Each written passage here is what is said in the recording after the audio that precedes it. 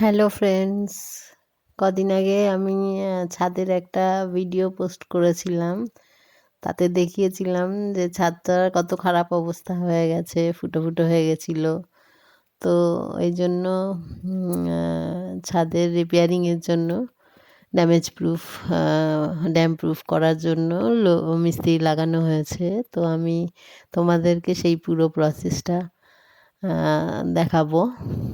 তো প্রথমে তো মিস্ত্রিরা দেখলাম কদিন ধরে খালি ছাদটাকে ঘষলো, ঘষে ঘষে ওই কাঁটা তারের যে ব্রাশগুলো হয় ওগুলো দিয়ে ঘষে ঘষে পুরো কালো কালো যে লেগে নোংরা ছিল ওগুলোকে পুরো ক্লিন করে নিল।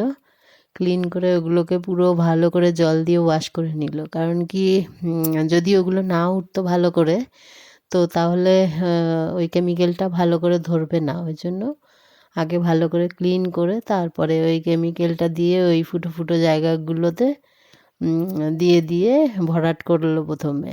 তারপরে ১ কোট, টোটাল ৩ কোট মারলো। প্রথমে ১ কোট প্রাইমার মেরে প্রাইমারটাকে ভালো করে শুকিয়ে নিয়ে তারপরে ওই যে মেন যে কেমিক্যালটা লাগানোর কথা, ড্যামেজ প্রুফ, ফাঙ্গাস ধরবে না যেটাতে, ওই কেমিক্যালটা লাগানো হয়েছে। প্রথমে ১ কোট লাগানো হয়েছে, শুকিয়ে যাওয়ার পর ফাইনালি আরেক কোট, ২ কোট আর কি, ওটা টোটাল লাগানো হয়েছে। টোটালে ৩ কোট প্রাইমার নিয়ে।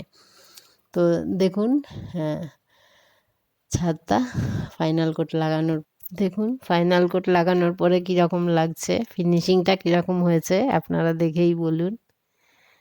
কেমন লাগলো অবশ্যই জানাবেন। ভালো থাকবেন। আর আজকের মতন টাটা।